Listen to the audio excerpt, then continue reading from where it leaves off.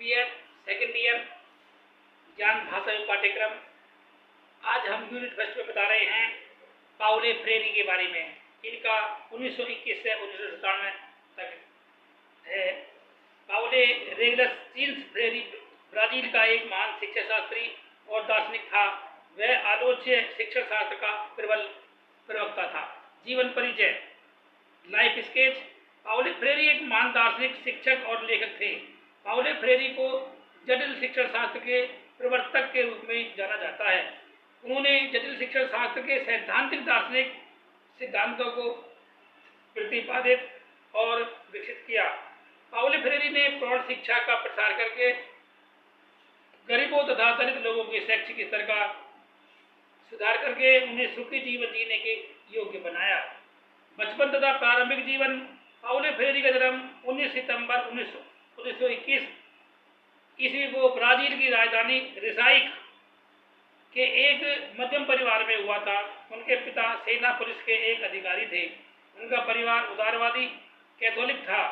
बचपन में पाउलो फ्रेरी को 1929 से 30 ईस्वी की भीषण आर्थिक मंदी का शिकार होना पड़ा।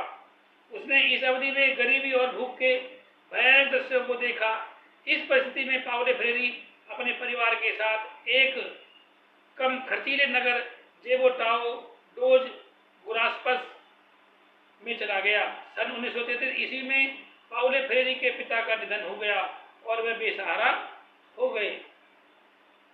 पाउलो फ्रेरी ने युवा बालक के रूप में गरीबी और भुखमरी के कठिन जीवन को व्यतीत किया। इस कारण उसे अच्छी शिक्षा प्राप्त करने का अवसर नहीं मिला। बचपन के अनुभवों ने पाउलो फ्रेरी को गरीबी के प्रति उदार और भाग्यवादी बना दिया। फिर भी वह गरीबों तथा भुखमरी से लड़ने के लिए स्वयं को तैयार करता रहता था। कुछ समय के पश्चात पाउलो फ्रेरी के परिवार का भाग्योदय होने लगा और उसे ख्याति प्राप्त शैक्षिक संस्थाओं में उच्च शिक्षा प्राप्त करने का अवसर मिल गया। 1943 में पाउलो फ्रेरी ने रिसाइक विश्वविद्यालय के विधि विद्यालय में प्रवेश ले लिया। इसी समय उसने दर्शन और भाषा के मनोविज्ञान का अध्ययन भी किया। कुछ समय के बाद पाउलो फ्रेरी के परिवार का भाग्योदय होने लगा और उसे ख्याति प्राप्त शैक्षिक संस्थाओं में उच्च शिक्षा प्राप्त करने का अवसर मिल गया। 1943 में पाउलो फ्रेरी ने रिसाइकिल विश्वविद्यालय के विधि विद्यालय में प्रवेश ले लिया। इसी समय उसने दर्शन और भाषा के मनोविज्ञान में अध्ययन किया। उपलब्धियां। ग्रेजुएट बनने के बाद पाउलो फ्रेरी ने पुर्तगाली भाषा के शिक्षक के रूप में कार्य करना आरंभ कर दिया। कानून की शिक्षा लेने के बाद भी उसने वकालत शुरू नहीं की।